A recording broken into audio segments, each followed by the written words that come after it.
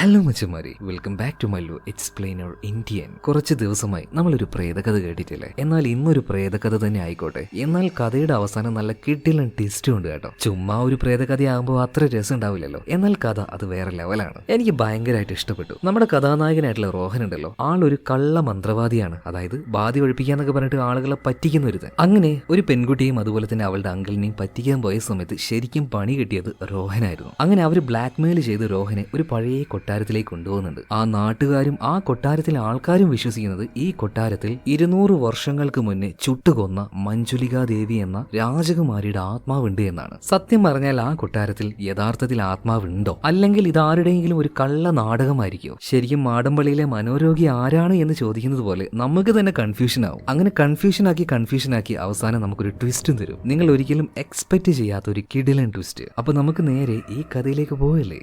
Cinema ആരംഭിക്കുന്നതിന് 200 വർഷങ്ങൾക്ക് മുന്നേ നടന്ന ഒരു സംഭവം കാണിച്ചുകൊണ്ടാണ്. വലിയൊരു കൊട്ടാരം. ആ കൊട്ടാരത്തിന്റെ ഒത്ത നടുവിലായിട്ട് ഒരുപാട് വിളക്കുകൾ കത്തിച്ചു വെച്ച് അതിന് നടുവിൽ നിന്നുകൊണ്ട് നൃത്തം ചെയ്യുന്ന ഒരു രാജകുമാരിയെ കാണിക്കുകയാണ്. എന്നാൽ പെട്ടെന്ന് അങ്ങോട്ടേക്ക് കയറി വന്ന ഈ രാജകുമാരിയുടെ അച്ഛനുണ്ടല്ലോ, മഹാരാജ, ഇയാൾ ആ രാജകുമാരിയെ അടിച്ച് നിലത്ത് വീഴ്ത്തി ഇയാളുടെ ആളുകളോട് രാജകുമാരിയെ പുറത്തേക്ക് വലിച്ചഴിച്ച് കൊണ്ടുവരാൻ വേണ്ടി പറയാണ്. അങ്ങനെ ആ രാജകുമാരിയെ പുറത്തേക്ക് കൊണ്ടുവന്നു കൂട്ടിയിട്ട വിറകിന് മുകളിലായിട്ട് അവളെ നിർത്തുകയാണ്. പിന്നീട് ആ കുമാരിയെ പച്ചക്ക് തീ കൊളുത്തി കൊല്ലാനായിട്ട് ഒരു ആരാച്ചാര് അങ്ങോട്ടേക്ക് വരുന്നുണ്ട്, ഒരു മുഖംമൂടിയല്ലായിട്ട്. അങ്ങനെ ഒരു ദയയും കാണിക്കാതെ ഇവരെല്ലാവരും ആ കുമാരിയെ കൊന്നു കളയുന്നുണ്ട്, അതും പച്ചയ്ക്ക് തീ വെച്ചുകൊണ്ട്. അങ്ങനെ പൂർണ്ണമായിട്ടും കുമാരിയുടെ ആ ഒരു ദേഹം കത്തിയെരിഞ്ഞ സമയത്ത് ഈ ആരാച്ചാരി ഇയാളുടെ മുഖത്തുണ്ടായിരുന്ന മുഖംമൂടി ഉണ്ടല്ലോ, അത് ആ തീയിലിട്ടുകൊണ്ട് അവിടുന്ന് തിരിച്ചു പോവാണ്. എന്നാൽ അർദ്ധരാത്രിയായ സമയത്ത് ഇപ്പൊ മരിച്ചുപോയ ആ കുമാരി, അവളുടെ ആത്മാവ് തിരിച്ചു വരികയാണ്. അതും പ്രതികാരദാഹിയായിട്ട്. അവൾ ആദ്യം തന്നെ കൊല്ലുന്നത് ആ ആരാച്ചാരുണ്ടല്ലോ, അയാളെയാണ്. അതിനു മുന്നേ അയാൾ അവിടെ ഉപേക്ഷിച്ചു പോയ ആ മുഖംമൂടിയും ആ ആത്മാവെടുത്ത് അതിന്റെ മുഖത്ത് വെക്കുന്നുണ്ട്. എന്നിട്ടാണ്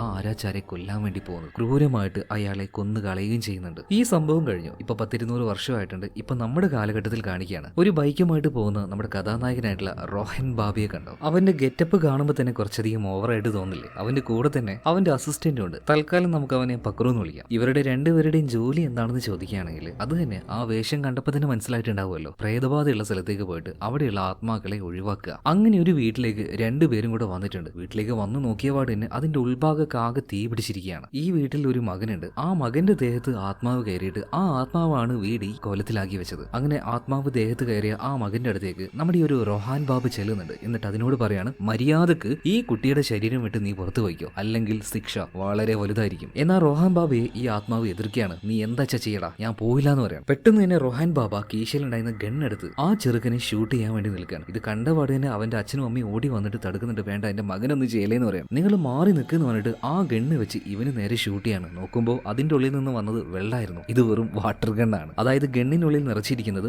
മാന്ത്രിക ജലമാണെന്ന് ആ അച്ഛനും അമ്മയോടും പറയാണ്. അല്പനേരം കഴിഞ്ഞപ്പോൾ ഈ ചെറുക്കന് സ്വബോധം തിരിച്ചു കിട്ടുന്നുണ്ട്. അവനൊന്നും മനസ്സിലാകുന്നില്ല. അച്ഛാ, അമ്മ, എന്താ ഇവിടെ സംഭവിച്ചത്? എനിക്കൊന്നും ഓർമ്മയില്ല. മോൻ പേടിക്കേണ്ട കേട്ടോ. മോന്റെ ഉള്ളിൽ ഒരു ബാധയുണ്ടായിരുന്നു. ആ ബാധ ഈ മന്ത്രവാദി ഒഴിപ്പിച്ചു കളഞ്ഞതാണ്. എന്തായാലും ഇതുപോലെ ബാധ ഒഴിപ്പിച്ചതല്ലേ, ഇവന് നല്ലൊരു തുക തന്നെ ആ പാരന്റ്സ് കൊടുക്കുന്നുണ്ട്. എന്നാൽ യഥാർത്ഥത്തിൽ ഇത് ആ ചെറുക്കനും അതുപോലെ തന്നെ നമ്മുടെ രോഹൻ ബാബിയും തമ്മിലുള്ള ഒരു ഒത്തുകളിയായിരുന്നു. സംഭവം എന്താ വെച്ചാൽ ഇവനും ഇവന്റെ കൂട്ടുകാരും കൂടിയിട്ട് അച്ഛനും അമ്മയും ഇല്ലാത്ത സമയത്ത് വീട്ടിൽ നിന്ന് എന്തൊക്കെയോ കുന്തളിപ്പ് കളിച്ചു. അവസാനം വീടിന് തീ പിടിച്ചു. അപ്പൊ എങ്ങനെയെങ്കിലും ഇതൊന്ന് ശരിയാക്കി കൊടുക്കണമല്ലോ. അതിനുള്ള ഫണ്ടിന് വേണ്ടിയിട്ടാണ് ഇതുപോലൊരു നാടകം കളിച്ചത്. സത്യം പറഞ്ഞാൽ റോഹൻ ബാബ ആളൊരു പക്ക ഉടായ്പാണ്. ഇതുപോലെ പല സ്ഥലത്തേക്കും പോയിട്ട് പല ഉടായ്പകളും കാണിച്ചിട്ടുണ്ട്. അങ്ങനെ ഇരിക്കെ ഒരു വർക്ക് ഇപ്പോൾ റോഹൻ ബാബയുടെ അടുത്തേക്ക് വരുന്നുണ്ട്. ഒരു റോയൽ ഫാമിലിയിൽപ്പെട്ട ഒരു അങ്കിളാണ്. ആ അങ്കിളിന്റെ വീട്ടിലേക്ക് റോഹാനെ വിളിച്ചു വരുത്തിയിട്ടുണ്ട്. അതായത് ഇയാളുടെ മരുമകൾ, പെങ്ങളുടെ മോള്, കഴിഞ്ഞ വർഷം മരണപ്പെട്ടു പോയിട്ടുണ്ട്. അപ്പോൾ എനിക്ക് എന്റെ പെങ്ങളുടെ മോളോടൊന്ന് സംസാരിക്കണം. ഒരു അപകടത്തില് ദുർമരണാണ് അവൾക്ക് ഉണ്ടായത്. അപ്പൊ എന്തായാലും നീ എന്നെ ഒന്ന് ഹെൽപ്പ് ചെയ്യണം എന്ന് പറയാണ്. രോഹൻ അതിനെന്താ, നമുക്ക് നോക്കാന്ന് പറയാണ്. മരിച്ചുപോയ പെങ്ങളുടെ മകളുടെ പേര് മീര എന്നാണ്. പെട്ടെന്ന് തന്നെ രോഹൻ എഴുന്നേറ്റ് നിൽക്കുകയാണ്. മീര, നീ ഇവിടെ എവിടെയോ ഉണ്ടെന്ന് എനിക്ക് നന്നായിട്ട് അറിയാം. ഇങ്ങനെ ഇവിടെ വെച്ച് റോഹൻ നാടകം കളിക്കുമ്പോൾ നമ്മുടെ പക്രു പോയിട്ട് ലൈറ്റ് എല്ലാം ചെറുതായിട്ട് ഇങ്ങനെ എന്താ പറയുക, സ്വിച്ച് ഓൺ ആക്കി ഓഫ് ആക്കി കളിക്കണം. അപ്പൊ ആത്മാവ് വന്നു പോയി എന്നുള്ളൊരു ഫീല് ഇവിടെ നിൽക്കുന്ന ആൾക്കാർക്ക് ഉണ്ടാവുമല്ലോ. എന്നാൽ പെട്ടെന്ന് തന്നെ ലൈറ്റ് ഇതുപോലെ കെട്ട് അണഞ്ഞുകൊണ്ടിരിക്കുകയാണ്. ഇത് കണ്ടപ്പോൾ രോഹൻ വിചാരിക്കുകയാണ്, ആ ചെറുക്കൻ നന്നായിട്ട് പണിയെടുക്കുന്നുണ്ടല്ലോ. എന്നാൽ പക്രു പറയണു, എടോ ഇത് ഞാനല്ല ചെയ്യുന്നത്. പെട്ടെന്ന് അവിടുത്തെ ആ ലൈറ്റും കാര്യങ്ങളൊക്കെ ഓഫായിട്ട് ഡോറ് തുറന്ന് യഥാർത്ഥത്തിലുള്ള മീരയുടെ ആത്മാവ് അങ്ങോട്ടേക്ക് വരുന്നുണ്ട്. ആത്മാവിനെ കണ്ട പാട് തന്നെ പക്രുവിന്റെ ബോധം പോയി, മലന്നടിച്ച് വീഴുകയാണ്.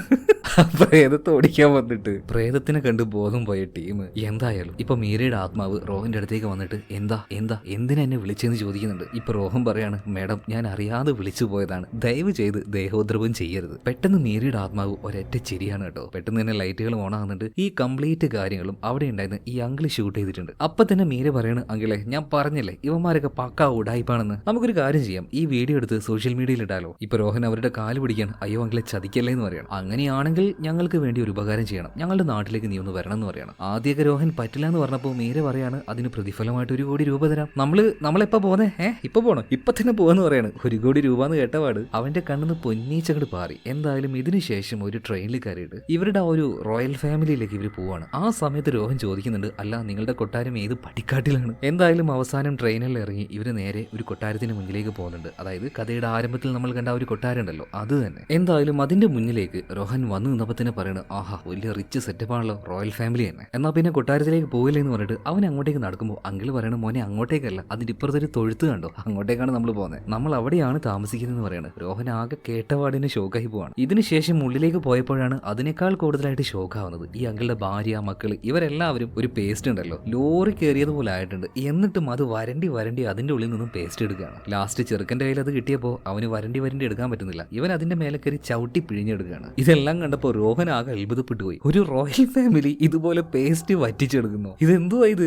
ഇത്രയും ദാരിദ്ര്യം പിടിച്ച ഒരു റോയൽ ഫാമിലിയോ? എന്തായാലും ഇതിനുശേഷം ഈ കൊട്ടാരത്തിലെ മഹാരാജ ഇയാൾ അങ്ങോട്ടേക്ക് വരുന്നുണ്ട്. ആളൊരു വീൽ ചെയറിലാണ്. അപ്പൊ വന്ന പാടേനെ മഹാരാജയുടെ കയ്യിലൊന്ന് മുത്തം കൊടുക്കാൻ വേണ്ടി രോഹൻ അയാളുടെ കയ്യിൽ പിടിച്ച സമയത്ത് ആ വീൽ ചെയർ തള്ളിക്കൊണ്ടുവന്ന ആള് പറയണം, നീ ആരുടെ കയ്യിലാണ് ഉമ്മ വെക്കാൻ പോകുന്നത്? ഞാനാണ് മഹാരാജ എന്ന് പറയണത്. അവനാകെ ഞെട്ടിപ്പോയി. അപ്പൊ പിന്നെ ഈ വീൽ ചെയറിൽ ഇരിക്കുന്നത് ആരാണ്? അത് പിന്നെ ഇത്രയും കാലം എന്നെ നോക്കിയ എന്റെ ജോലിക്കാരനാണ്. ഇയാൾക്ക് വയ്യാണ്ടായതുകൊണ്ട് എന്നെ അത്രയും കാലം ഉന്തി തള്ളി നടന്നതല്ലേ, അതുകൊണ്ട് ഇയാളെ കുറച്ചു കാലം ഇതുപോലെ തള്ളി നടക്കാന്ന് ഞാനും വിചാരിച്ചു. എന്റെ ദൈവമേ, ഇതുപോലെ ഗതികെട്ടൊരു മഹാരാജനോ? എന്തായാലും ഈ സമയത്ത് മഹാരാജൻ റോഹനെ നോക്കിയിട്ട് പറയാണ്, അല്ല നീയല്ലേ റോഹൻ ബാബ, നിനക്ക് വേണ്ടി തന്നെയാണ് ഞങ്ങൾ കാത്തിരുന്നത്, നിനക്ക് വേണ്ടി ഒരു സദ്യ തന്നെ ഞങ്ങൾ ഒരുക്കിയിട്ടുണ്ട്, വാന്ന് പറഞ്ഞിട്ട് നേരെ കൂട്ടിക്കൊണ്ടുപോവാണ്. രോഹനാണെങ്കിൽ നന്നായിട്ട് വിശന്ന് നിൽക്കുകയാണ്. നന്നായിട്ടൊന്ന് പിടിക്കാം എന്ന് കരുതിയിട്ടാണ് നേരെ പോയിട്ട് ടേബിളിൽ ഇരിക്കുന്നത്. നോക്കുമ്പോൾ വലിയ ഫുഡാണ്. ഒരു ഉണക്ക ചപ്പാത്തി, 2 ഉള്ളിക്കഷ്ണം, 2 പച്ചമുളക്, അതുപോലെ തന്നെ ഒരിച്ചിരി ഉപ്പ്. ഇപ്പൊ എങ്ങനെ ഇരിക്കണം? കണ്ട പാടേനെ രോഹൻ എനിക്കിത് വേണ്ടെന്ന് പറയുന്നുണ്ട്. ഇത് കേട്ട പാടേനെ നമ്മുടെ മഹാരാജ ഉണക്ക ചപ്പാത്തി എടുക്കുകയാണ്. അപ്പൊ തന്നെ മറ്റാളും പിടിക്കുന്നുണ്ട് കേട്ടാ. രണ്ടുപേരും പിടിയും വലിയും കൂടിയിട്ട് അവസാനം ഉണക്ക ചപ്പാത്തി മഹാരാജ തന്നെ കഴിക്കുകയാണ്. ഹോ,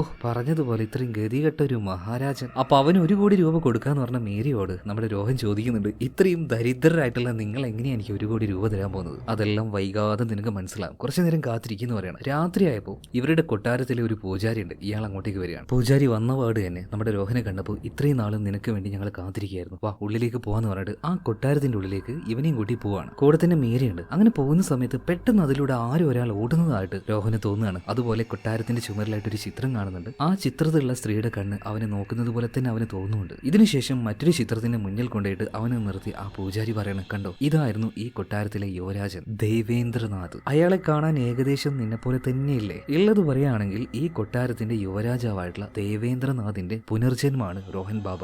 ഒന്നും മനസ്സിലാകാതെ നിൽക്കുന്ന റോഹന് വേണ്ടിയിട്ട് പൂജാരി ഒരു കാര്യം പറഞ്ഞു കൊടുക്കുകയാണ്. അതായത് 200 വർഷങ്ങൾക്ക് മുന്നെയാണ് കൊട്ടാരത്തിൽ ആ കാര്യം സംഭവിച്ചത്. അന്നത്തെ മഹാരാജാവിന് ഒരേ ഒരു മകള് മാത്രമേ ഉണ്ടായിരുന്നുള്ളൂ, മഞ്ജുലിക. വേറെ ആൺകുട്ടികളൊന്നും ഇല്ലാത്തത് കൊണ്ട് അവളെ നന്നായിട്ട് തന്നെ ആയോധന കലയിൽ രാജാവ് പരിശീലിപ്പിച്ചു. അവൾ അതിൽ അഗ്രഗണ്യായിട്ട് മാറി. കണ്ണുകെട്ടി വരെ കത്തിയെറിയുന്ന ആയോധന കല അവള് പരിശീലിച്ചിട്ടുണ്ട്. എല്ലാ കഴിവുള്ളത് കൊണ്ട് അവളുടെ ഉള്ളിൽ ഒരു കോൺഫിഡൻസ് ഉണ്ടായിരുന്നു, അവള് തന്നെയായിരിക്കും ഇനി അടുത്ത രാജാവാണ്. അങ്ങനെ ഇരിക്കെ രാജാവിന് മറ്റൊരു കുഞ്ഞ് പിറക്കുന്നുണ്ട്. എന്നാൽ ആ കുഞ്ഞ് ജനിച്ചത് കൊട്ടാരത്തിലെ ഒരു തോഴിക്കായിരുന്നു. അതുകൊണ്ട് ഒരിക്കലും അവൻ രാജാവാകാൻ പോകുന്നില്ല. എന്നാൽ അപ്രതീക്ഷിതമായിട്ട് ഇവരെല്ലാവരും വലുതായപ്പോൾ രാജാവ് യുവരാജാവായിട്ട് തെരഞ്ഞെടുത്തത് മറ്റാരെയായിരുന്നില്ല, ആ കുമാരനെയായിരുന്നു. ആ കുമാരനാണ് ദേവേന്ദ്രനാഥ്. അതിൽ അസൂയ സഹിക്കാൻ കഴിയാതെ മഞ്ജുലിക അന്ന് രാത്രിയിൽ തന്നെ കത്തിയുമായിട്ട് അവന്റെ മുറിയിലേക്ക് ചെന്ന് അവനെ കുത്തി കൊന്നുകളഞ്ഞു. ഇതറിഞ്ഞ മഹാരാജൻ ഭയങ്കര കോപത്തില് അവളെ പുറത്തേക്ക് വലിച്ചുകൊണ്ട് ഭട്ടന്മാരെ കൊണ്ട് അവളുടെ ശരീരം പച്ചയ്ക്ക് കത്തിച്ചു കളഞ്ഞു. അതാണ് തുടക്കത്തിൽ നമ്മൾ കണ്ട കാര്യം. എന്നാൽ അതുകൊണ്ടൊന്നും അവളുടെ കലിപ്പ് തീർന്നായിരുന്നില്ല. രാത്രിയായപ്പോൾ അവളുടെ ആത്മാവ് തിരിച്ചു വന്നു. കൊട്ടാരത്തിലെ എല്ലാവരെയും കൊന്നു. അവളുടെ അച്ഛനായിട്ടുള്ള മഹാരാജാവിനെ തന്നെ ആ കട്ടിലിട്ട് ചുട്ടരിച്ചു കൊന്നു. അവളുടെ ആഗ്രഹം തീരുന്നത് വരെ അവൾ അത് നോക്കി നിന്നു. പിന്നീട് ചില മന്ത്രവാദികളുടെ സഹായത്തോട് കൂടിയിട്ട് ഈ കൊട്ടാരത്തിൽ തന്നെ മഞ്ജുലികയുടെ ആത്മാവിനെ പൂട്ടിവെച്ചു. ആ വാതിൽ ഇതുവരെയായിട്ടും തുറന്നിട്ടില്ല എന്ന് കരുതി അവൾ പുറത്തേക്ക് വരില്ല എന്നല്ല,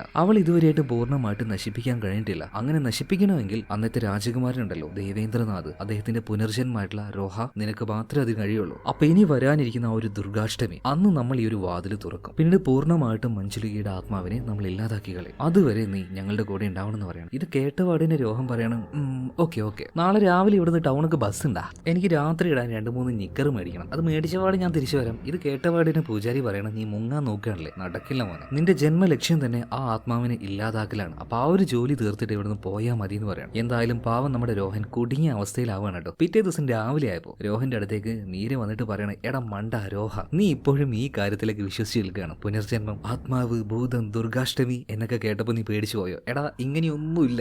എന്റെ അച്ഛനും മംഗളും ഈ നാട്ടുകാരും അതുപോലെ തന്നെ ആ ഒരു പൂജാരിയും എല്ലാവരും മണ്ടന്മാരാണ്. എല്ലാവരുടെയും വിശ്വാസം പോലെ ഇതിൽ ആത്മാക്കൾ ഉണ്ട് എന്ന് കഥകൾ ഉള്ളത് കൊണ്ട് തന്നെ ഈ കൊട്ടാരം ആരും മേടിക്കാൻ വരുന്നില്ല. എന്നാൽ നീ എന്റെ കൂടെ നിന്ന് ദുർഗാഷ്ടമിയുടെ അന്ന് ആ വാതിൽ തുറന്ന് ആ ആത്മാവിനെ ഇല്ലാതാക്കുന്നത് പോലെ ഒരു നാടകം കളിച്ചു കഴിഞ്ഞാൽ ഈ കൊട്ടാരം വില കൊടുത്ത് വാങ്ങാനായിട്ട് ഒരുപാട് ആൾക്കാരുണ്ട്. 100 കോടി രൂപ വരെ കിട്ടും. അതിൽ നിന്ന് 1 കോടി വളരെ സിമ്പിൾ ആയിട്ട് ഞാൻ നിനക്ക് തരുവോടോ. ഇപ്പൊ മനസ്സിലായില്ലേ ആ പൈസ ഞാൻ എങ്ങനെയാ നിനക്ക് തരാൻ പോകുന്നതെന്ന്? ഇത് കേട്ടപ്പോൾ രോഹൻ ഒന്ന് കൺവിൻസ് ആവുകയാണ്. ഓക്കെ, ഞാൻ നിന്റെ കൂടെ നിൽക്കാന്ന് പറയണം. ഇതിനുശേഷം മീര അവളുടെ എല്ലാ കുടുംബക്കാരെയും അച്ഛനെയും എല്ലാരെയും കൂട്ടി കൊട്ടാരത്തിലേക്ക് താമസം മാറുക. കാരണം ഇവിടെ ബാധയും ഭൂതവും ഒന്നും ഇല്ല എന്ന് തെളിയിക്കാൻ വേണ്ടിയിട്ട്. എന്നാൽ നാട്ടുകാരിൽ ചില ആൾക്കാർ വന്നിട്ട്, ഈ വന്ന ആള്, അതായത് റോഹൻ ബാബ, അത് ദേവേന്ദ്രനാഥ് എന്ന രാജകുമാരന്റെ പുനർജന്മമാണെന്ന് ഇവര് വിശ്വസിക്കുന്നില്ല. പ്രധാനമായിട്ടും ആ കൂട്ടത്തിലുണ്ടായിരുന്ന ചോട്ടു, മോട്ടു, അശ്വിനി, ഇവര് 3 പേരും ഒരു സംശയത്തോട് കൂടിയിട്ടാണ് രോഹനെ നോക്കുന്നത്. എന്നാൽ ഉഡായിപ്പിൽ ഡോക്ടറേറ്റ് എടുത്ത നമ്മുടെ രോഹൻ ഉണ്ടല്ലോ, അവര് 3 പേരെയും ഒന്ന് ചെറുതായിട്ട് പറ്റിക്കുന്നുണ്ട്. ചില ചെപ്പടി വിദ്യയെല്ലാം കാണിച്ചിട്ട് അവരെയും വിശ്വസിപ്പിക്കുകയാണ് ഞാൻ പുനർജന്മമാണ് എന്നുള്ളത്, അതായത് ആ കുമാരന്റെ പുനർജന്മം. പിന്നീട് എല്ലാവരും പോയി ആ ഫാമിലിയിലുള്ള ആൾക്കാർ മാത്രമായിട്ട് ഭക്ഷണം കഴിക്കാനിരിക്കുന്ന സമയത്ത് അർദ്ധരാത്രിയിൽ അങ്ങോട്ടേക്ക് ഒരു ലേഡി ഒറ്റയ്ക്ക് വരികയാണ്. എന്താണ് അവരുടെ പേരും ചോദിച്ചപ്പോൾ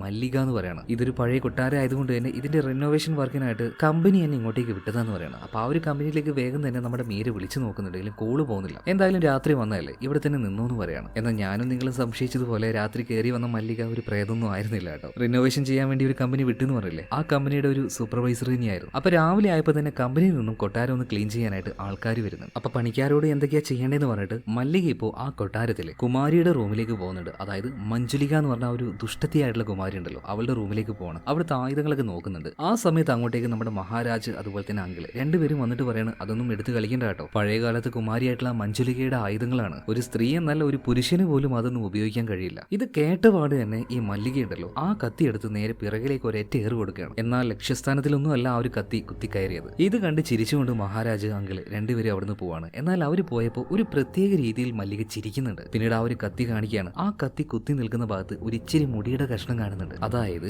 ഈ മല്ലിക എറിഞ്ഞത് കറക്റ്റായിട്ട് തന്നെയാണ്, അതായത് രാജാവിന്റെ തലയുള്ള ആ ഒരു മുടിയിലേക്ക് തന്നെയാണ് അവൾ കത്തി എറിഞ്ഞത്. അത് കറക്റ്റായിട്ട് കൊള്ളുകയും ചെയ്തിട്ടുണ്ട്. അങ്ങനെ വീണ്ടും രാത്രി ആയിട്ടുണ്ട്. നമ്മുടെ ഈ രോഹൻ ഉറങ്ങുന്ന സമയത്ത് അവന്റെ തൊട്ടടുത്തിന് ഒരു റേഡിയോ ഉണ്ടായിരുന്നു കേട്ടോ. അതിൽ നിന്നും കുറെ അപശബ്ദങ്ങൾ കേൾക്കുന്നുണ്ട്. കേട്ട വേർഡ് തന്നെ നമ്മുടെ രോഹൻ ആകെ പേടിച്ചു പോയിട്ട് നേരെ ആ റേഡിയോയുടെ അടുത്ത് ചെന്നിട്ട് കൈകൂപ്പി നിന്നിട്ട് പറയാണ്, ദയവ് ചെയ്ത് എന്നെ ഒന്നും ചെയ്യല്ലേ, ഞാൻ നിന്നെ ഇങ്ങോട്ടേക്ക് ഉപദ്രവിക്കാൻ വന്നതല്ല, എന്നെ ഒന്നും ചെയ്യല്ലേ എന്ന് പറഞ്ഞിട്ട് അവൻ കരഞ്ഞുകൊണ്ടിരിക്കുന്ന സമയത്ത് തന്നെ ഹാളിൽ നിന്നും എന്തൊക്കെയോ ശബ്ദം കേട്ട് എല്ലാവരും അങ്ങോട്ടേക്ക് ഓടി ചെല്ലുന്നുണ്ട്. നോക്കുമ്പോൾ എന്താ, പഴയ രാജകുമാരനായിട്ടുള്ള ദേവേന്ദ്രനാഥിന്റെ ആ ഒരു വലിയ ഫോട്ടോ ഉണ്ടല്ലോ അതങ്ങനെ നിന്ന് കത്തുകയാണ്. എല്ലാവരും ആകെ അമ്പരന്ന് ഭയന്ന് നിൽക്കുന്ന സമയത്ത് ആ കൊട്ടാരത്തിലെ ജോലിക്കാരൻ, അതായത് രോഹൻ ഒരു കള്ളനാണെന്ന് സംശയം കാണിച്ച ആൾക്കാരുണ്ടല്ലോ, ചോട്ടു, മോട്ടു, അശ്വിനി, ഇവരങ്ങോട്ടേക്ക് വന്നിട്ട് പറയാണ്, ഇത് ചെയ്തത് മിക്കവാറും മഞ്ജുലികയുടെ ആത്മാവായിരിക്കും, കാരണം ദേവേന്ദ്രനാഥിന് അവൾക്ക് തീരെ ഇഷ്ടമല്ല. ഈ ശബ്ദം കേട്ട് അങ്ങോട്ടേക്ക് മല്ലികയും വരുന്നുണ്ട്. എന്നാൽ അവളുടെ മുഖത്ത് വലിയ ഷോക്കിംഗ് ഒന്നുമില്ല, ഒരു ഫോട്ടോ അല്ലേ കത്തിയത്, അതിനെന്താ എല്ലാവരും ഇങ്ങനെ പേടിക്കുന്നത്. പിറ്റേ ദിവസം രാവിലെ ആയപ്പോൾ തന്നെ നമ്മുടെ രോഹൻ ഉണ്ടല്ലോ അസിസ്റ്റന്റ് ആയിട്ടുള്ള പക്രുവിനെയും കൂട്ടി ഇവിടുന്ന് പോകാൻ നിൽക്കുമ്പോൾ പക്രു പറയാണ്, എന്റെ ചങ്ങായിയെ നീ ഇവിടുന്ന് പോയിട്ടുണ്ടെങ്കിൽ ആകെ പണിയാവും, നമ്മുടെ ഉടായ്പകളൊക്കെ അവരുടെ കയ്യിലൊരു വീഡിയോ പോലെ ഉണ്ട്, നീ എങ്ങനെയെങ്കിലും പോകുന്നതിന് മുന്നേ ആ വീഡിയോ ഒന്ന് ഡിലീറ്റ് ആക്ക്, അല്ലെങ്കിൽ പുറത്തു പോയാൽ നമ്മുടെ ഒരു പരിപാടി നടക്കില്ല എന്ന് പറയണം. അങ്ങനെ ചെറിയ ട്രിക്കിലൂടെ രോഹൻ ഇപ്പോൾ മീരയുടെ ഫോൺ അടിച്ചു മാറ്റുന്നുണ്ട്. മാത്രമല്ല അതിൽ ആ ഒരു ഫോട്ടോസ്, വീഡിയോസ് ഇതെല്ലാം ഡിലീറ്റ് ആക്കാൻ വേണ്ടി അവൻ ആ ഒരു ഫോൺ തുറന്ന് നോക്കിയ സമയത്ത് മീരയുടെ ഫോണിൽ ഈ രോഹന്റെ ഒരുപാടധികം ചിത്രങ്ങൾ ഉണ്ടായിരുന്നു. അതായത് അവനെ കണ്ട് അവന്റെ കൂടെ കുറെ സമയം ചെലവഴിച്ച സമയത്ത് തന്നെ മീരയ്ക്ക് അവനോട് വല്ലാത്തൊരു ക്രഷ് തോന്നിയിട്ടുണ്ടായിരുന്നു. അതുകൊണ്ട് പല തവണയായിട്ട് അവന്റെ ഫോട്ടോ ഈ മീര അവൻ അറിയാതെ എടുത്തിട്ടുണ്ട്. ഇപ്പൊ ഫോൺ മിസ്സായി എന്ന് അറിഞ്ഞ് മീര അങ്ങോട്ടേക്ക് ഓടി വരികയാണ്. രോഹന്റെ കയ്യിൽ നിന്ന് ഫോൺ എടുക്കാൻ നോക്കുമ്പോൾ ഇപ്പൊ രോഹൻ പറയാണ്, ഓഹോ അപ്പൊ ഇതായിരുന്നല്ലേ പരിപാടി. പിന്നെ മീരക്കും കാര്യം മനസ്സിലായി. രണ്ടുപേരും അവരുടെ പ്രണയം കണ്ണുകൾ കൊണ്ട് അങ്ങോട്ടും ഇങ്ങോട്ട് കൈമാറുകയാണ്. പതിയെ അവളെ കിസ് ചെയ്യാൻ നിൽക്കുമ്പോഴേക്കും അവളെ ഓടുകയാണ്. പിന്നീട് ഒരു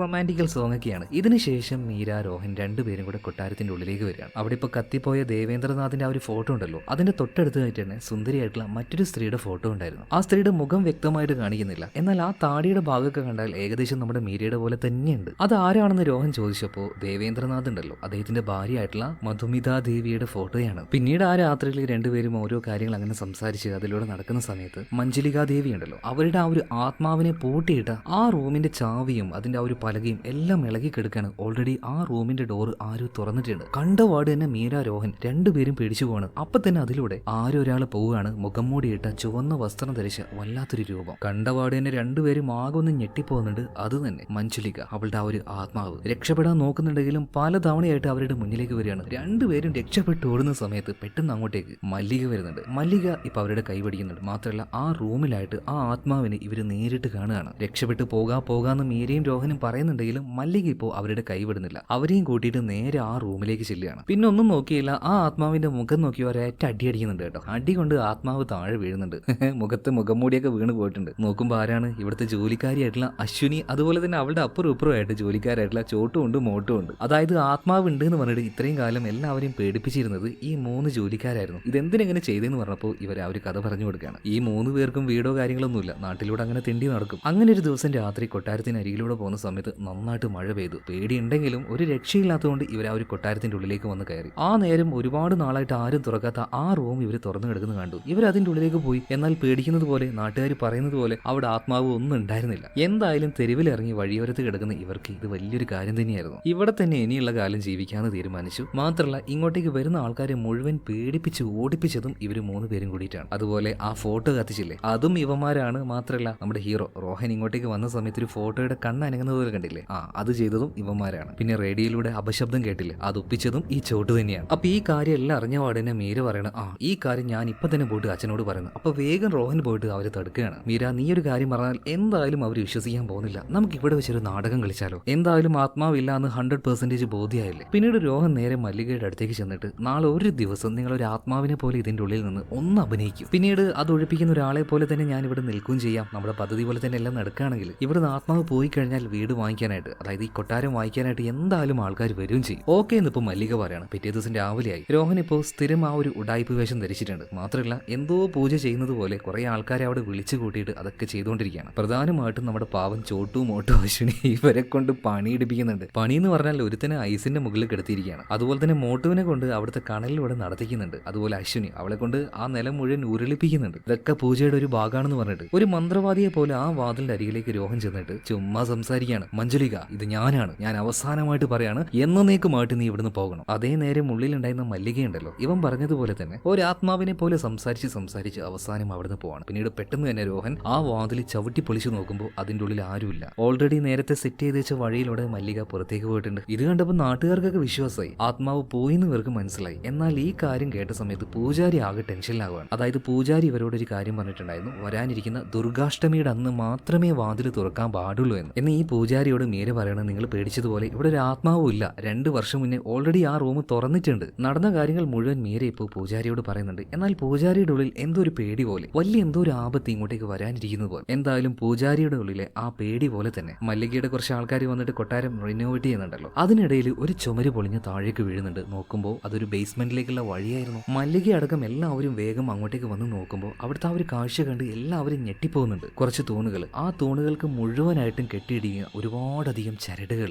അതും മാന്ത്രിക ചരടുകളാണ്. ഇതിനപ്പുറത്തായിട്ട് ചെറിയൊരു റൂമുണ്ട്. ആ റൂം വളരെ ഭദ്രമായിട്ട് പൂട്ടിയിട്ടിരിക്കുകയാണ്. ഇങ്ങോട്ടേക്ക് വന്ന പൂജാരി പറയണം, ഒരു കാരണവശാലും ആരും ഇനി ഇങ്ങോട്ടേക്ക് വരാൻ പാടില്ല. ഇതിന്റെ പിന്നിൽ മറ്റെന്തോ ഒരു രഹസ്യമുണ്ട്. യഥാർത്ഥ ആത്മാവ് അത് ഇവിടെയാണ് ഉള്ളതെന്ന് എനിക്ക് തോന്നുന്നത്. അതുകൊണ്ട് ഇതെന്താണെന്ന് മനസ്സിലാക്കാനുള്ള സാവകാശം നിങ്ങൾ എല്ലാവരും എനിക്ക് തരണം. ദയവ് ചെയ്ത് ആരും ഇത് തുറക്കാൻ പാടില്ല. ഇതും പറഞ്ഞ് പൂജാരി അവിടുന്ന് പോകുന്നുണ്ട്. എന്തായാലും ഇതിനുശേഷം നമ്മുടെ മഹാരാജ ആകെ ടെൻഷനിലാണ്. എല്ലാ പ്രശ്നങ്ങളും തീർത്ത് കൊട്ടാരം വിൽക്കാം എന്നുള്ള ഒരു മനസ്സിലായിരുന്നു അയാൾ. എന്നാൽ മഹാരാജയോട് നമ്മുടെ റോഹൻ എല്ലാ കാര്യങ്ങളും പറയാണ്. അതായത് 2 വർഷം നിങ്ങൾ കരുതിയത് അതിനുള്ളിൽ ആത്മാവ് ഉണ്ട് എന്നല്ലേ? അതായത് ഓൾറെഡി അതിനുള്ളിൽ ഒന്നും ഇല്ലായിരുന്നു. അതുപോലെ തന്നെ ഇപ്പോൾ ആ റൂം ഉണ്ടല്ലോ, അതും നമ്മൾ പോയിട്ട് തുറക്കാൻ പോവുകയാണ്. അതിനുള്ളിലും യാതൊന്നും ഉണ്ടാകാൻ പോകുന്നില്ല. അങ്ങനെ രാത്രിയായപ്പോൾ മഹാരാജൻ, അതുപോലെ തന്നെ റോഹൻ, മീര, ആ അങ്കിള് ഇവരെല്ലാവരും പോയിട്ട് ആ ചരട് മുഴുവൻ മുറിച്ചു കളഞ്ഞിട്ട് ആ വാതിൽ തുറക്കുകയാണ്. തുറന്ന വാട് തന്നെ അതിനുള്ളിൽ നിന്നും ഒരുപാട് കാക്കകൾ പുറത്തേക്ക് പാറിപ്പോകുന്നുണ്ട്. അസ്വാഭാവികമായിട്ടുള്ള ചില മാറ്റങ്ങൾ പെട്ടെന്ന് തന്നെ അവർക്ക് അവിടെ കാണാൻ കഴിയുന്നുണ്ട്. എല്ലാവരും ഒന്ന് പേടിച്ചു പോവാണ്. ഇതേ നേരം തന്നെ അങ്ങോട്ടേക്ക് ആ ഒരു പൂജാരി വന്നിട്ട് പറയാണ്, നിങ്ങൾ കാണിച്ചത് വലിയ അബദ്ധമായി പോയി. കാരണം ലൈബ്രറിയിൽ പോയിട്ട് വായിച്ചപ്പോഴാണ് എനിക്കൊരു കാര്യം മനസ്സിലായത്. 200 വർഷങ്ങൾക്ക് മുന്നേ ഈ കൊട്ടാരത്തിലുണ്ടായിരുന്ന രാജാവിന് ഒരു പെൺകുട്ടിയായിരുന്നില്ല, 2 പെൺകുട്ടികളായിരുന്നു. അതിലൊരാളുടെ പേരാണ്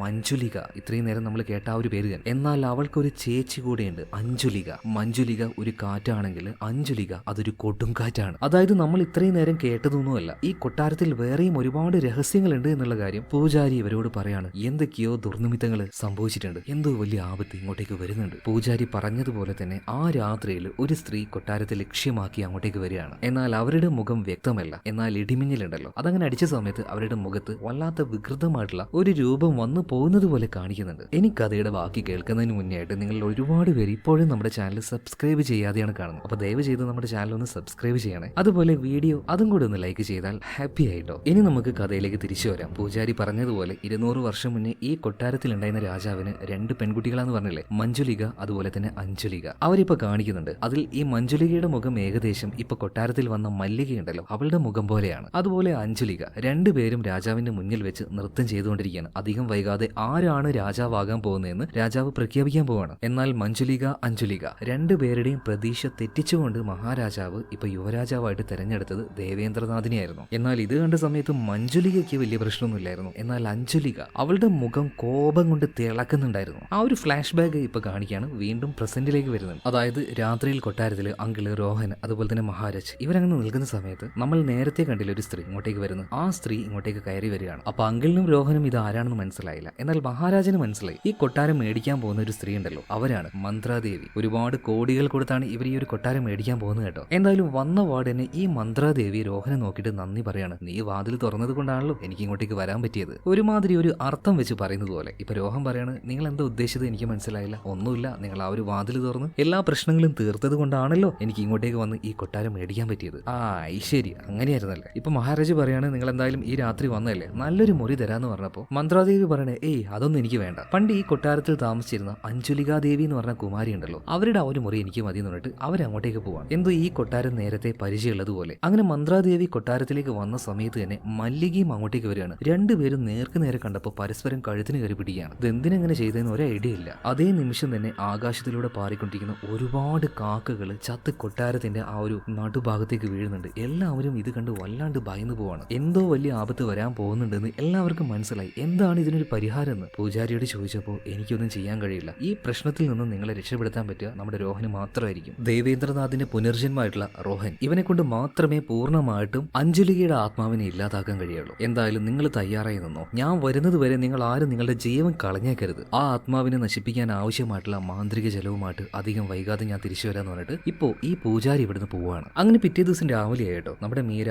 രോഹൻ അതുപോലെ തന്നെ ഈ കൊട്ടാരം മേടിക്കാൻ വന്ന മന്ത്രാദേവി ഉണ്ടല്ലോ അവരെയും കൂട്ടിക്കൊണ്ട് നാട് മുഴുവൻ ഒന്ന് ചുറ്റി കാണിക്കാൻ പോവാണ്. അങ്ങനെ ഇപ്പൊ ഇവരൊരു അമ്പലത്തിന്റെ മുന്നിൽ വന്ന് നിൽക്കാൻ കേട്ടോ. അപ്പൊ മീരയും രോഹനും ഉള്ളിലേക്ക് പോകുന്നുണ്ട്. മന്ത്രാദേവി ഞാൻ ഉള്ളിലേക്ക് ഇല്ലാന്ന് പറയണം. അതെന്താ ചോദിച്ചപ്പോ എനിക്കിതിലൊന്നും വിശ്വാസമില്ല എന്ന് പറയണം. അതൊന്നും കുഴപ്പമില്ല, വാ നമുക്ക് പോവാന്ന് പറഞ്ഞപ്പോ പെട്ടെന്ന് മന്ത്രാദേവിക്ക് ദേഷ്യം വരികയാണ്. ഞാനല്ലേ പറഞ്ഞില്ലാന്ന്, നിങ്ങൾക്ക് അങ്ങോട്ട് ഒറ്റയ്ക്ക് പോയാൽ പോരെന്ന് ചോദിക്കുകയാണ്. ഇത് കണ്ടപ്പോൾ നമ്മുടെ മീര രോഹൻ രണ്ടുപേരും ഒന്ന് ഷോക്കായി പോകുന്നുണ്ട്. അതുപോലെ തന്നെ രോഹന് എന്തൊക്കെയോ ചില സംശയങ്ങളും ഉള്ളിൽ തോന്നി തുടങ്ങിയിട്ടുണ്ട്. ഇതിനു പുറമെ വേറൊരു കാര്യം കൂടെ നടന്നു. നമ്മുടെ മീര രോഹൻ രണ്ടുപേരും ഇങ്ങനെ ഒരുമിച്ച് നടക്കുന്നത് കണ്ടപ്പോൾ മഹാരാജൻ ഒരു കാര്യം മനസ്സിലായി. ഇങ്ങനെ പോയാൽ രണ്ടും കൂടെ ഒരുമിച്ച് കല്യാണം കഴിക്കും. അതെന്തോ ഇയാൾക്കൊരു കുറച്ചിൽ പോലെ തോന്നുകയാണ്. അതുകൊണ്ട് അവന് കൊടുക്കാനുള്ള കാര്യങ്ങളൊക്കെ സെറ്റിൽ ചെയ്തിട്ട് അവനോട് പോയിക്കെന്ന് പറയാണ്. എന്നാൽ രോഹനാണെങ്കിൽ മീരയെ ഭയങ്കര ഇഷ്ടമാണ്. എങ്ങനെയെങ്കിലും അവളെ കല്യാണം കഴിക്കണമെന്നുണ്ട്. അതുകൊണ്ട് തന്നെ ഭയങ്കര വിശ്വാസിയായിട്ടുള്ള ഈ മഹാരാജനെ അവനും പറ്റിക്കുകയാണ്. ഇയാളുടെ ഭാര്യ ഓൾറെഡി മരണപ്പെട്ടു പോയിട്ടുണ്ട്. ഭാര്യയാണെങ്കിൽ ഭയങ്കര ഇഷ്ടമായിരുന്നു. ഇപ്പൊ പെട്ടെന്ന് ഭാര്യയുടെ ആത്മാവ് ഉള്ളിൽ കയറിയതുപോലെ രോഹൻ കിടന്ന് അഭിനയിക്കാൻ തുടങ്ങുകയാണ്. നിങ്ങൾ എന്തേ കാണിക്കുന്നത്? എന്റെ മോള് അവൾക്ക് ഏറ്റവും അനുയോജ്യനായിട്ടുള്ള ഒരാളെ തന്നെയാണ് കിട്ടിയിരിക്കുന്നത്. അവനെയാണോ നിങ്ങൾ പറഞ്ഞു വിടാൻ നോക്കുന്നത്? ഒരിക്കലും ചെയ്യാൻ പാടില്ല. അവൻ ഇവിടെ തന്നെ നിർത്തണം എന്ന് പറഞ്ഞിട്ട് ഈ മഹാരാജനെ പറ്റിക്കുകയാണ്. ആ പറ്റിക്കല് അയാൾ വീണ് പോകുന്നു. മോനെ നീ ഇപ്പൊ എവിടെയും പോണ്ട, ഇവിടെ തന്നെ നിന്നൊന്ന് അവസാനം മഹാരാജൻ തന്നെ അയാളുടെ വായും കൊണ്ട് പറയാണ്. ഇതിനുശേഷം ഇവരുടെ പരിപാടി എന്ന് വെച്ചിട്ടുണ്ടെങ്കിൽ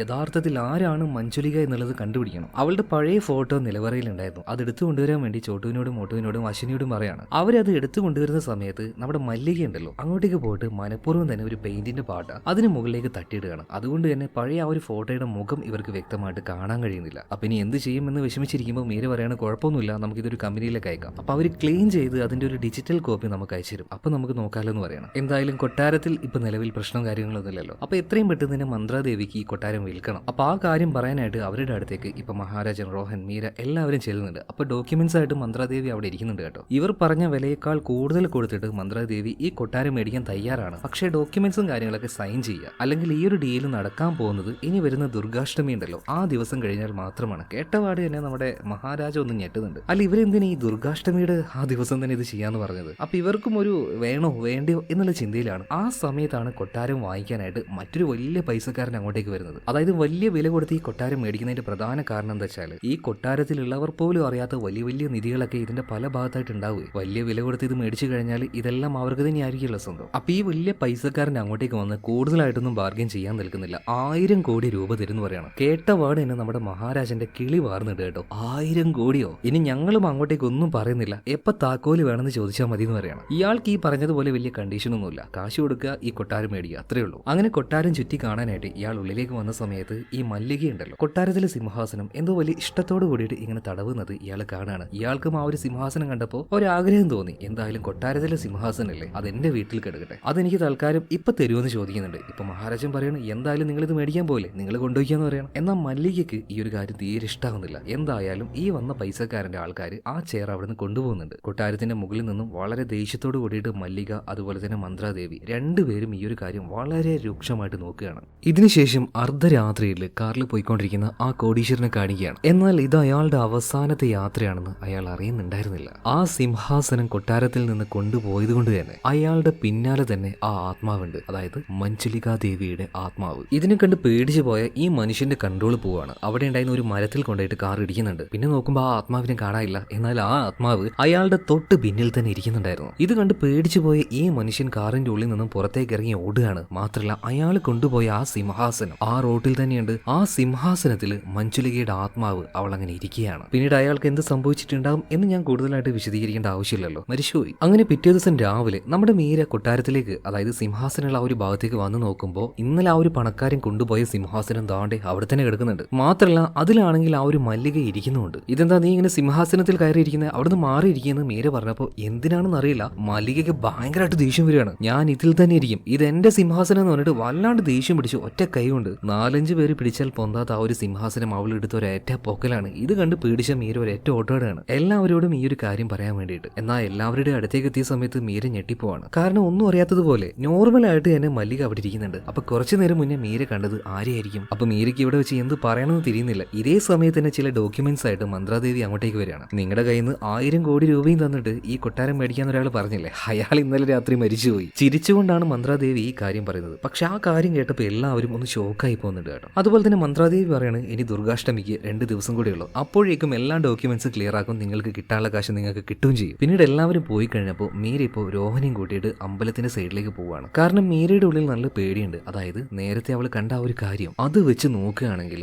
മഞ്ജുലികയുടെ ആത്മാവുള്ളത് മല്ലികയുടെ ഉള്ളിലാണ്. എന്നാൽ നമ്മുടെ രോഹം പറയുന്നത് അവരല്ല, എനിക്ക് തോന്നുന്നത് മഞ്ജുലികയുടെ ആത്മാവുള്ളത് മന്ത്രാദേവിയുടെ ഉള്ളിലാണ്. അന്ന് അമ്പലത്തിന്റെ ഉള്ളിലേക്ക് കയറാൻ പറഞ്ഞപ്പോൾ അവർക്ക് വല്ലാണ്ട് ദേഷ്യം വന്നത് നീ ശ്രദ്ധിച്ചായിരുന്നോ? എന്തായാലും ഇവിടെ വെച്ച് കൺഫ്യൂഷൻ ആവുകയാണ്. അതായത് ആത്മാവ് ആരുടെ ഉള്ളിലാണ്, മല്ലികയുടെ ഉള്ളിലാണോ അല്ലെങ്കിൽ മന്ത്രാദേവിയുടെ ഉള്ളിലാണോ? അങ്ങനെ ആ ദിവസം കഴിഞ്ഞു. ഇപ്പൊ അർദ്ധരാത്രിയായിട്ടുണ്ട്. ചില ശബ്ദങ്ങൾ കേട്ട് രോഹൻ താഴേക്ക് വന്നു നോക്കുന്ന സമയത്ത് കൊട്ടാരത്തിന്റെ ആ ഒരു സിറ്റൗട്ട് ഉണ്ടല്ലോ, അതിന്റെ മുന്നിലായിട്ട് രണ്ടുപേരും നിന്ന് അങ്ങനെ മുഖത്തേക്ക് നോക്കി നിൽക്കുകയാണ്. ആരാ രണ്ടുപേര്? മല്ലികയും അതുപോലെ തന്നെ മന്ത്രാദേവിയും. അവരങ്ങോട്ടും ഇങ്ങോട്ടും കൈ തട്ടി കളിച്ചുകൊണ്ടിരിക്കുകയാണ്. എന്നിട്ട് ഒറ്റ നോട്ടാണ് നമ്മുടെ രോഹനെ. എന്നിട്ട് പറയാണ്, ഞങ്ങളിൽ ആരാണ് മഞ്ജുലിക എന്ന് നിനക്ക് കണ്ടുപിടിക്കാൻ പറ്റുന്നില്ല അല്ലേ? ഇത് കണ്ടപാട് തന്നെ രോഹൻ ആകെ ഞെട്ടിപ്പോകുന്നുണ്ട്. എന്നാൽ അത് വെറും ഒരു സ്വപ്നമായിരുന്നു കേട്ടോ. എന്നാൽ സ്വപ്നത്തിൽ നിന്നും ഇതുപോലെ ചാടി എഴുന്നേറ്റപ്പോഴും അവന്റെ റൂമിൽ മഞ്ജുലിക അവളുടെ ആത്മാവ് ഉള്ളതുപോലെ തോന്നുകയാണ്. പേടിച്ച് അവിടുന്ന് ഓടുന്നുണ്ട്. അതായത് എങ്ങനെയെങ്കിലും ഇവിടുന്ന് രക്ഷപ്പെട്ടാൽ മതി എന്നുള്ള ഒരു അവസ്ഥയിലേക്ക് വരെ നമ്മുടെ രോഹൻ എത്തിയിട്ടുണ്ട്. ഇതേ അവസ്ഥ തന്നെയാണ് ഇവിടെ ഇപ്പൊ ജോലി ചെയ്യുന്ന ചോട്ടും മോട്ടും അശ്വിനി. ഇവർ ഇത്രയും നാൾ വിചാരിച്ചത് ഇവിടെ ആത്മാവൊന്നുമില്ല എന്നാ. എന്നാൽ എന്തോ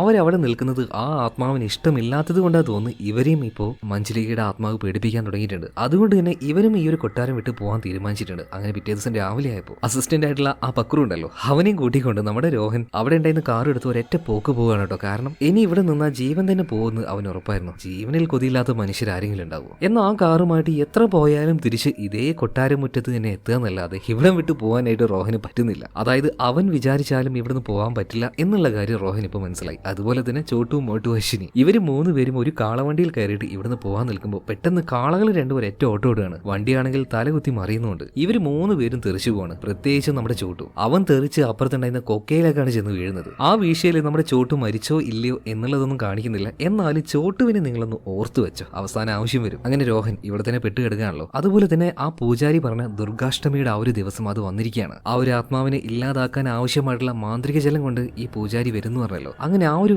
മാന്ത്രിക ജലവുമായിട്ട് ഇങ്ങോട്ടേക്ക് വന്നിട്ടുണ്ട്. അതിപ്പോ നമ്മുടെ രോഹന്റെ കയ്യിൽ കൊടുക്കുകയാണ്. എന്നാൽ രോഹൻ ചോദിക്കുന്നത് യഥാർത്ഥത്തിൽ ആരുടെ ദേഹത്താണ് മഞ്ജുലികയുടെ ആത്മാവ് ഉണ്ടാകുക? മല്ലികയുടെ ദേഹത്താണോ അല്ലെങ്കിൽ മന്ത്രാദേവിയുടെ ദേഹത്താണോ? ആ കാര്യം ഇപ്പോഴും ഇവർക്ക് കൺഫേം അല്ല. ആ കാര്യം ഞാൻ കണ്ടുപിടിച്ചു തരാമെന്ന് മീര പറയണം. അതായത് അന്ന് ഇവിടെ വെച്ചൊരു പഴയ ഫോട്ടോ കിട്ടിയില്ലേ, അതിലേക്ക് പെയിന്റ് മറിഞ്ഞായിരുന്നല്ലോ, അത് വാഷ് ചെയ്ത് അതിന്റെ ഫോട്ടോ ഇട്ടുതരാൻ വേണ്ടി ഒരു കമ്പനിയിലേക്ക് മീര അയച്ചായിരുന്നു. അപ്പൊ അതിന്റെ ആ ഒരു ഡീറ്റെയിൽ വരട്ടെ, എന്നിട്ട് നമുക്ക് തീരുമാനിക്കാന്ന് പറയണം. അങ്ങനെ അന്ന് രാത്രി എല്ലാവരും തയ്യാറായി നിൽക്കുകയാണ്. മല്ലികയാണോ അല്ലെങ്കിൽ മന്ത്രാദേവിയാണോ ശരിക്കും പ്രേതം എന്നുള്ള കാര്യം അറിയാൻ വേണ്ടിയിട്ട്. എന്നാൽ ഇവരെല്ലാവരും അവിടെ കൂടി നിൽക്കുന്നുണ്ട്. എന്നാൽ ഇത്രയും നേരം ഇവരുടെ കൂടെ ഉണ്ടായിരുന്ന മീരയെ മാത്രം കാണാനില്ല. അവളെ നോക്കിക്കൊണ്ട് അങ്ങോട്ടേക്ക് പോയ സമയത്ത് കൊട്ടാരത്തിന്റെ ഒരു ഭാഗത്ത് അവൾ ഒറ്റയ്ക്ക് നിൽക്കുകയാണ്. കയ്യിൽ ഒരു മണ്ണെണ്ണയ്ക്കാൻ ഉണ്ടായിരുന്നു. നമ്മുടെ രോഹനെ കണ്ടപാട് അത് മുഴുവൻ അവൾ ദേഹത്തേക്ക് ഒഴിച്ച് സ്വന്തം ദേഹത്ത് തീ കൊളുത്താൻ നോക്കാണ്. എന്നാൽ ഓടി വന്ന് രോഹൻ അത് തട്ടി മാറ്റിയിടും. അവള് വിളിക്കുന്നുണ്ടെങ്കിലും അവളൊന്നും അറിയുന്നില്ല. വല്ലാത്തൊരു ഹിപ്നോട്ടൈസ് ആയി പോയതുപോലെ അവളുടെ ശരീരം അവളുടെ കൺട്രോളിൽ അല്ലാത്തൊരു അവസ്ഥയിലാണ് അവളിപ്പോ. പെട്ടെന്ന് അവളുടെ ചെവിയിൽ ഉറക്കനെ മീര എന്ന് രോഹൻ വിളിച്ച സമയത്ത് അവൾക്ക് സ്വബോധം തിരിച്ചു കിട്ടുന്നുണ്ട്. നീ എന്ത് ഈ ചെയ്യുന്നതെന്ന് ചോദിച്ചപ്പോ മീരയ്ക്ക് ഒരു കാര്യം ഓർമ്മയില്ല. അവസാനമായിട്ട് മീര സംസാരിച്ചുകൊണ്ടിരുന്നത് മന്ത്രാദേവിയുടെ അടുത്തായിരുന്നു. അപ്പൊ മന്ത്രാദേവിയാണ് മീരെ ഈ കോലത്തിലാക്കിയത്. അവളെ കൊല്ലാൻ ശ്രമിച്ചതെന്ന് ഇപ്പൊ രോഹന് മനസ്സിലായി. അതുകൊണ്ട് തന്നെ മന്ത്രാദേവിയെ തേടിയിട്ട് രോഹൻ ചെല്ലുകയാണ്. ഏകദേശം ഇപ്പൊ രോഹന് മനസ്സിലായിട്ടുണ്ട്, അതായത്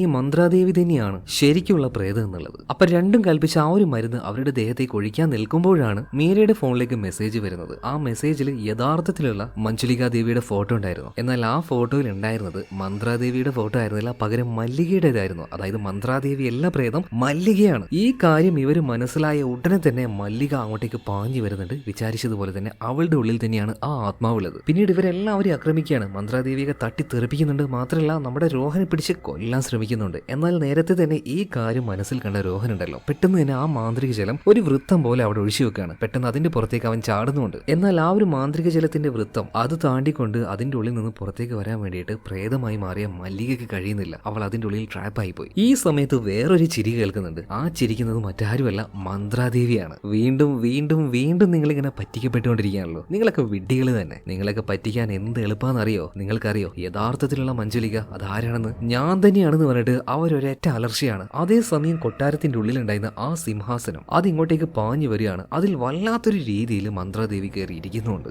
ഇത് തടുക്കാനായിട്ട് അങ്ങോട്ടേക്ക് ചെന്ന പൂജാരിയെ വരെ അടിച്ചു തെറിപ്പിക്കുകയാണ്. മാത്രമല്ല മോട്ടു അതുപോലെ തന്നെ അശ്വിനി ഞങ്ങളൊന്നും ചെയ്യലേന്ന് പറഞ്ഞിട്ട് അവരുടെ കാല് പിടിക്കാൻ നോക്കിയപ്പോൾ എടുത്തിട്ട് ഒരേറ്റ ഏറ് കൊടുക്കുകയാണ് രണ്ടെണ്ണത്തിനെയും. ഈ സമയത്താണ് അപ്രതീക്ഷിതമായിട്ടൊരു കാര്യം സംഭവിക്കുന്നത്. അതായത് ഈ കൊട്ടാരത്തിന്റെ മുകളിൽ ഒരാൾ വന്ന് നിൽക്കുകയാണ്. അതായത് ജവാൻ സിനിമയിൽ ഫസ്റ്റ് ഷാരൂഖ് ഖാൻ വന്ന് നിൽക്കുന്നില്ലേ, ദേഹം മുഴുവൻ തുണി ചുറ്റിക്കൊണ്ട്, അതേ രീതിയിൽ ഒരാൾ ദേഹം മുഴുവൻ തുണി ചുറ്റി അങ്ങനെ വന്ന് നിൽക്കുകയാണ്. അതായത് ഇവരുടെ എല്ലാവരുടെയും രക്ഷകൻ. ആരാണ് ആ ഒരു രക്ഷകൻ? ശരിക്കും ജവാൻ സിനിമയിൽ എങ്ങനെയാണോ ഷാരൂഖ് ഖാൻ വരുന്നത് അതുപോലെ തന്നെ അവിടുന്ന് ചാടി വരുമ്പോൾ ബേക്കിൽ മിന്നൽ പിണറൊക്കെ വരുന്നുണ്ട് കേട്ടാ. അങ്ങനെ നിലത്തേക്ക് ചാടി വന്ന് നിന്ന ആ ആളുടെ കാലൊടിഞ്ഞു പോവാണ്. അപ്പോഴാണ് ഈ വന്ന ആൾ ആരാണെന്ന് മനസ്സിലാകുന്നത്. മറ്റാരുമല്ല, നമ്മുടെ ചോട്ടു തന്നെ. അന്ന് വീണയിൽ ഏതോ ആദിവാസികളുടെ കൂട്ടത്തിൽ പെട്ടുപോയതാണ്. അവരാണ് ദേഹം മുഴുവനായിട്ടും ചതഞ്ഞൊടിഞ്ഞ നമ്മുടെ ചോട്ടുവിനെ ഈ കോലത്തിൽ പൊതിഞ്ഞ് ഇങ്ങോട്ടേക്ക് അയച്ചത്. എന്തായാലും ഇത് കണ്ടുകൊണ്ട് ഇങ്ങോട്ടേക്ക് വന്ന മന്ത്രാദേവി പറയണം, നീ എന്താ ഷാരൂഖ് ഖാൻ കളിക്കുകയാണോ? ഇതും പറഞ്ഞ് ആ പാവത്തിന്റെ കാലിട്ട് അങ്ങോട്ടും ഇങ്ങോട്ടും അലക്കാൻ തുടങ്ങുകയാണ്. അതായത് ഈ കോണൊക്കെ ഇട്ട് അലക്കൂല അതുപോലെ പാവത്തിന്റെ ഒരു അവസ്ഥയെ. എന്തായാലും ഇതേ നേരം തന്നെ രോഹൻ ആ ഒരു മാന്ത്രിക ജലം മന്ത്രാദേവിയുടെ ദേഹത്ത് ഒഴിക്കാൻ നിൽക്കുമ്പോൾ മല്ലിക അങ്ങോട്ടേക്ക് വന്നിട്ട് പറയാണ്, നിക്ക്, ആ കാര്യം ഞാൻ ചെയ്തോളാണ്. അങ്ങനെ രോഹനെ അതിൽ നിന്നും തടുക്കാണ്. നേരെ മല്ലിക മന്ത്രാദേവിയുടെ അടുത്തേക്ക് ചെല്ലുന്നുണ്ട്. എന്നിട്ട് അവളോട് ഒരു കാര്യം പറയാണ്, നിന്റെ യഥാർത്ഥ രൂപത്തെ